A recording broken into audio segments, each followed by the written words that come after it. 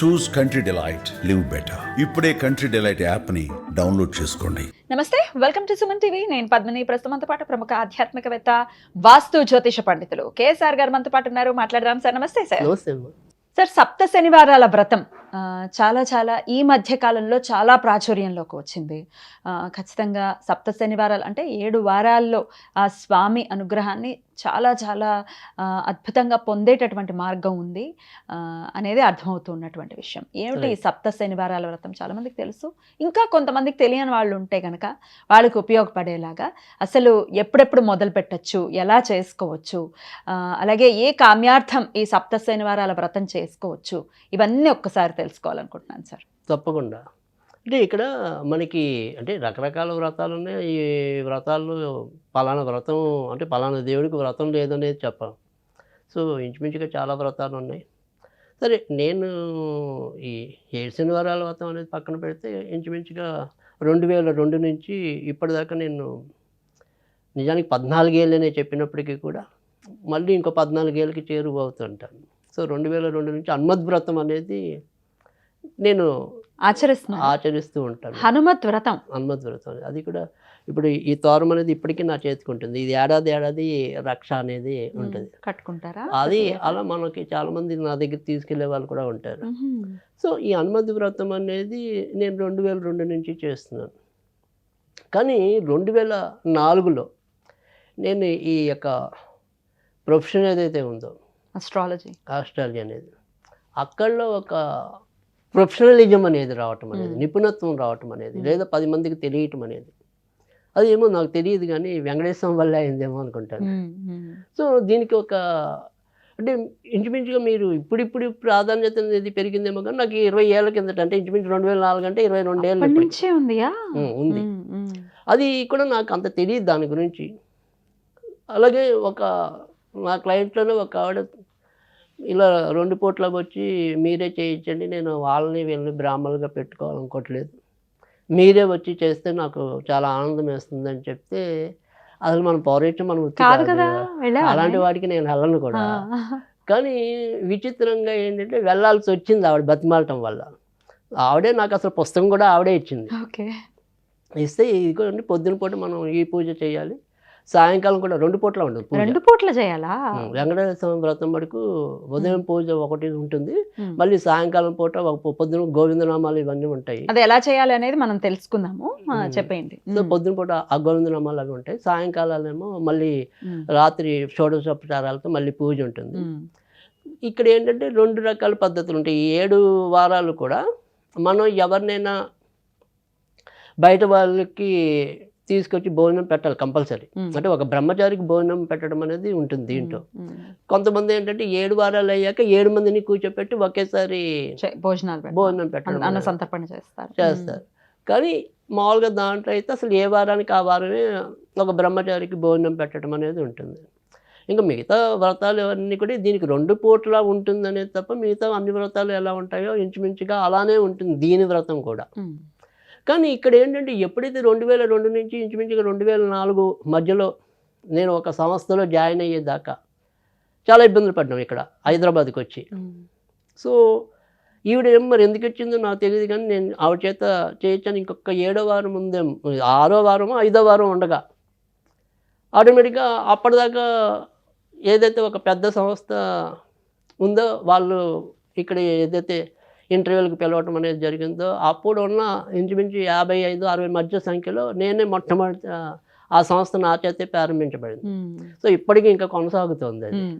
So అలాంటి సంస్థలో నేను జాయిన్ అవ్వటం, అప్పటిదాకా పడిన ఇబ్బందులన్నీ ఒక్కసారిగా సమసిపోవటం, చివరి 5 వారాల్లోనే అంతే 5 వారాల్లోనే. సో పైగా మీరు చేయిస్తే చేయటం మీరు ఇంట్లో చేసుకోవడం మళ్ళీ చెప్తాను, అంత కాకతాళీయమో నాకే అర్థం కాదు. సో ఇక్కడ తర్వాత వచ్చేప్పటికి సరే చివరి మళ్ళీ నేను సాయంకాలం కూడా చేయించాలి కదా ఈవిడిని. రాత్రి అక్కడ డ్యూటీ అయ్యాక మిగతా 2 వారాలు మళ్ళీ రాత్రి వచ్చి చేయించాను నేను, మళ్ళీ నా డ్యూటీ అయిపోయాక. పాపం ఆవిడ నా కోసం అలాగే ఉండి రాత్రి 8-9 అయినా కూడా చేయించుకుంది ఆవిడ. తెల్లవారుజామున కానీ 4:30-5 మొదలెట్టేసేవాళ్ళం, బాగా చేయించుకుంది ఆవిడ. సరే ఆ రకంగా ఒక స్థిరత్వం అనేది నా జీవితానికి వాళ్ళకి ఆవిడకి ఎటువంటి ఆవిడ లబ్ధి? కూడా మళ్ళీ చాలా పెద్ద ఇల్లు కొనుక్కోగలిగింది. ఓహో. సో మియాపూర్లో ఉండేవాళ్ళు వాళ్ళు. ఆ. తర్వాత ఒక బాచ్పల్లిలోనే అక్కడ చాలా పెద్ద ఇల్లు కొనుక్కున్నారు. ఈ వ్రతాలు చేయించే వాళ్ళకి నలుగురికి సమాన భాగం వేస్తాడు ఈశ్వరుడు అనేది వింటూ ఉంటాం. రైట్. చేసిన వాళ్ళకి, చేయించుకున్న వాళ్ళకి, చూసిన వాళ్ళకి, ఆ దానికి సహాయపడిన వాళ్ళకి. అంతేగా అందరికి అదే అలా చెప్తారు. ఇది కూడా అదే. ఖచ్చితంగా నాకు అదే ఆశ్చర్యం. నేను అసలు అలాంటి ఒక వ్రతం ఉంటుందని కూడా నాకు తెలియదు అప్పుడు.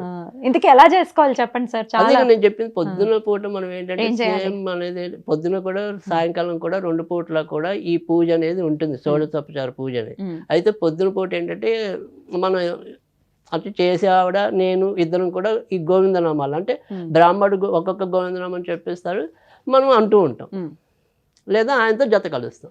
ఏది శ్రీనివాస గోవింద, శ్రీ అదే వెంకటేశ్వర గోవింద గోవింద అదేనా? వస్తుంది కదా మనకి గోవిందనామాలు బాగా ఫేమస్ కూడా. అవును. అది సాయంకాలం మళ్ళీ వచ్చాక మళ్ళీ పునః పూజ అని చెప్పి మళ్ళీ ఇంచుమించు అంత పూజ చేయాలి. కానీ ఇప్పుడు గోవిందనామాలు ఉండవు, ఆయన ఏమైనా కీర్తనలు ఉంటాయి, ఆ కీర్తనలు చదవాల్సి వస్తుంది. అంతే. అంతేనా? షోడశోపచారం అంటే 16 రకాల ఉపచారాలు ఉంటాయి. అంతేనా? అంతే. మరి వ్రత కథలు అన్నీ ఉంటాయి దాంట్లో. ఒక 2-3 కథలు అంటే ఏ వ్రతం తీసుకున్నా కూడా మీకు కంపల్సరీ అన్ని సాయంకాలం దాంట్లో వస్తాయి. అయితే ఈ శని భగవానుడికి సంబంధించి వ్రత కథలో ఉండటం అదేనా? శని భగవానుడు ఉంటుంది. కుమ్మరికి ఎందుకంటే సంబంధించి శని ఒక కథ. పట్టి పీడిస్తే అది జరిగిన ఇబ్బంది అంతా దాంట్లో ఉంటుంది. కుమ్మరికి సంబంధించి కుమ్మరికి అది. అదేనా? అంతే అదే. అయితే పూజా స్టోర్స్ లో దొరుకుతున్నాయి చాలా విరివిగా. సప్త శనివారాల వ్రత పుస్తకం అంటే దొరుకుతుంది, తీసుకోవచ్చు. 7 శనివారాల వ్రత, సప్త శనివారాలు కాదు కానీ 7 శనివారాల వ్రత కదా అంటే ఈజీగా దొరుకుతుంది. Right sir. అలాగే ఉపవాసాలు ఉంటాయా? నైవేద్యాలు ఏం పెట్టాలి? ఇవన్నీ ఒకసారి. ఖచ్చితంగా ఉపవాసం మరి సాయంకాలం పూజ దాకా కూడా ఉపవాసం ఉండగలిగితే ఇంకా మంచి ఫలితం రావడానికి అయితే ఉంటుంది. అయితే నేనేంటంటే అప్పుడు చేయించడం వరకే కాబట్టి నేను అంత శ్రద్ధ తీసుకోలేదు, కానీ చేసుకునే వాళ్ళు ఉపవాసం ఉండాలి. సో అక్కడ ఆవిడైతే మటుకు ఖచ్చితంగా ఉపవాసం ఉండటం అనేది జరిగింది. కానీ ఇక్కడ మళ్ళీ నేను చెప్తున్నాను, నేను సొంతంగా చేసుకున్నప్పుడు విచిత్రం ఏంటంటే మీరు ఇంట్లో చేసుకున్నారా? చేసుకున్నా. సో నేను ఇలాగే భోజనాలు పెట్టడం అన్ని కూడా చేశాను. అక్కడ ఎప్పుడు జరిగింది, ఎక్కడైతే మేము ఒక ఊరు నుంచి వచ్చి హైదరాబాద్ వచ్చి కొన్ని ఇబ్బందులు పడితే ఈ హైదరాబాద్ నుంచి నేను ఒక తొందరపాటుతో విశాఖపట్నం వెళ్ళిపోయినప్పుడు అక్కడ కూడా ఇంచుమించుగా మళ్ళీ ఇలాగే 2 ఏళ్ళు ఇబ్బంది పడ్డాం. 2 ఏళ్ళు ఇబ్బంది పడితే సరే అప్పుడు ఎప్పుడో ఆవిడ చేత నేను చేయించినప్పుడు నాకు మంచి జరిగింది కదా, ఇప్పుడు మనమే ఎందుకు చేసుకోకూడదు అనుకుని నేను మొదలెట్టి సరే మా వాళ్ళ ఎవరంటే వాళ్ళ పిల్లలు బ్రహ్మచారులు మా మేనల్లోనే ఉండేవాళ్ళు అప్పుడు.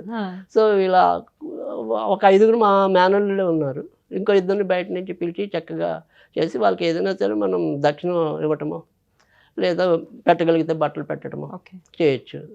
సో దక్షిణ కూడా మనం ఏం పెద్దగా ఇంతనే ఏమి ఉండదు, ఏదైనా 116 ఇచ్చినా అనుకోండి అసలు, లేదు ఏదైనా మీరు పెట్టగలిగే స్తోమత ఉంటే బట్టలు పెడతాం. అది అక్కడ కూడా ఇంచుమించుగా అంత 5వ వారం రాలేదు, కానీ ఇంచుమించు 9వ అంటే 7 వారాలు అయిపోయాయి. ఇంకొక 2 తర్వాత వచ్చిన ఇంకో 2 వారాల తర్వాత ఏదైతే ఇప్పటిదాకా నేను ఒక సంస్థలో పనిచేశానో ఆయన నాకు ఫోన్ చేసి నేను వైజాగ్లో బ్రాంచ్ పెట్టాలనుకుంటున్నా, మొత్తం మీరే ఇన్ఛార్జ్ అన్నాడు. సో అప్పుడు అసలు నాకు అంత కాకతాళీయము ఆయన మహత్యము ఇప్పటికీ అర్థం కాదు. మళ్ళీ సెటిల్ డౌన్ అయిందా లైఫ్? అంతే మళ్ళీ ఆటోమేటిక్గా అంత క్రితం 2 ఏళ్ళు ఏదైతే ఇబ్బంది పడ్డామో అవన్నీ అయిపోయాయి. ఇంచుమించు మళ్ళీ మా అమ్మాయి పెళ్ళి అయ్యేదాకా ఇంకా అక్కడే ఉన్నాం. సో ఆ తర్వాత వైజాగ్ బ్రాంచ్ క్లోజ్ చేసినా మళ్ళీ నేను వాళ్ళ దగ్గరే ఉన్నాను ఇంచుమించుగా 2023 దాకా. సో అందుకని నాకైతే మటుకు ఖచ్చితంగా నిదర్శనం అయితే ఉంది. సో చేసుకోవచ్చు. పిండి దీపాలని కూడా చెప్తూ ఉంటారు సార్, పిండి దీపాలు కూడా పెట్టేవారా మీరు? అంటే పిండి దీపాలు అంటే ఇప్పుడు మనం ఏదైనా సరే ఆడవాళ్ళకి ఏదైతే శ్రావణ మాసంలో ఉంటుందో బియ్య పిండితోనే దీపాలు పెట్టడం అనేది. మీరు పెట్టారా? పెట్టాం. ఎన్ని దీపాలు పెట్టారు? 7 దీపాలు. 7 దీపాలు ప్రతి వారం కూడా? పొద్దున్న రాత్రి 2 పూట్ల పెట్టాలి. 2 పూట్ల పెట్టాలా? ఒత్తు మార్చకపోయినా పర్వాలేదు, కానీ దీపం అయితే ఉండాలి. ఒత్తులు మార్చకుండా కూడా చేసుకోవాలి. అంటే అదే దీపం నుంచి మళ్ళీ దాంట్లో మళ్ళీ ఒత్తు వేయచ్చా? ఒక్కోసారి మొత్తం ఘృతం అయితే తీసేయాలి. అంతే కదా? అంతే. దాన్ని ఏం చేసేవారు సార్? అదే మరి ఏదైనా సరే చెట్లు అవి చొక్కని చోట్ల వేయటం అనేది ఉంటుంది. ఇంత మహిమాన్వితమైనటువంటి చాలా నాకైతే ఏమంటాం, అవతల వాళ్ళు నమ్మినా నమ్మకపోయినా ఖచ్చితంగా నేనైతే అనుభవ సాక్షిగా 100కి 100% నిజమే చెప్తున్నా. సూపర్ సార్, చాలా చాలా అంటే సంతోషంగా ఏడు శనివారాలు అనిపిస్తుంది. నాకు ఎందుకంటే ఎందుకు అంటే ఆ, మరి అది ఎలా కలియుగ దైవం కదా, మాత్రం మహిమ. కాకతాళీయమా అనేది ఇప్పటికీ నాకు అంటే ఇప్పుడు మనం ఏమంటాం, ఇప్పుడు ఏతువాదులు వీళ్ళు ఏమంటారు, ఏదో అనుకోకుండా జరిగి ఉండొచ్చు అంట, కానీ మరి ఎందుకు అనుకోకుండా నాకే జరిగింది అర్థం కాదు. ఆ, సో పైగా ఇప్పుడు అదే కర్మకి సంవత్సరం ఎవరు అతీతులు కాదు అని అంటుంటారు కదా. 2 ఏళ్ళు మీరు ఇబ్బందులు పడుతున్నా ఇది గుర్తురాలా, కదా, కరెక్ట్ గా మీకు గుర్తొచ్చింది, చేసుకున్నారు, సెట్ అయింది. సెట్ అయిపోయింది. Amazing sir. ఇక్కడ అంటే మొదటిసారి మనకి చేసేప్పుడు అసలు ఏమీ తెలియదు, ఏమీ తెలియదు. అసలు అలాంటి ఒక సంస్థ ఉంటుందని కూడా తెలియదు. తెలీదు. సో అలాంటి విచిత్రంగా దాంట్లోకి వెళ్ళిపోయాము. అమేజింగ్. సో చేసుకోవచ్చు చక్కగా. ఏ నేను రోజున మొదలు పెట్టమంటారు? శనివారం. శనివారం ఇంకా కాకపోతే వచ్చేది మార్గశిర మాసం కాబట్టి ఖచ్చితంగా మార్గశిర మాసంలో ప్రారంభిస్తే చాలా మంచి చాలా ఫలితాలు ఉండడానికి ఉంటుంది. ఆ. సరే, తర్వాత ధనుర్మాసం కూడా మనకి మంచిది. ధనుర్మాసం మధ్యలో నుంచి ధనుర్మాసం మొదలవుతుంది. మధ్యలో నుంచి మొదలవుతుంది కదా, డిసెంబర్ 15 నుంచి అవును. అక్కడి నుంచి ఆ తర్వాత వచ్చే శనివారం నాడు ఏదైనా వచ్చినా కూడా ఖచ్చితంగా మొదలెట్టుకోవచ్చు. Right sir. అలాగే ఇక మధ్యలో ఆడవాళ్ళకి ఇబ్బందులు వస్తాయి కదా, ఇబ్బంది రోజులు ఉన్నప్పుడు అంటే ఆ వారం మిస్ అయితే నెక్స్ట్ వారానికి పొడిగించుకోవచ్చు. Right sir. అలాగే సూతకంలో ఉన్న వాళ్ళు ఈ సప్త శనివారాలు చేయొచ్చా? అంటే సూతకంలో ఉన్న వాళ్ళు చేయటం అనేది కొద్దిగా కష్టమే, ఎందుకంటే మనం కంపల్సరీ సంకల్పం చెప్పుకోవాలి. సో సంకల్పం చెప్పుకోవడానికి సూతకంలో ఉన్న వాళ్ళు పనికిరాదు. సో సూతకం అయిపోయింది. అయితే ఇక్కడ మనకి ఏంటంటే ఈ సూతకాలు చెప్పే విధానంలో కొద్దిగా వ్యత్యాసం ఉంది. ఇప్పుడు నిర్ణయ సింధు కానీ ధర్మ సింధు కానీ చెప్తున్న విధానం వేరుంది.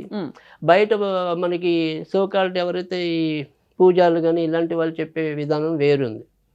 సో ఇక్కడ మనకి ఏంటంటే కనుక ఎవరైతే కర్మ చేసి ఉన్నారో పోయిన వాళ్ళకి, అలాంటి వాళ్ళకి ఏటి సూతకం చెప్పడం అనేది ఉంది.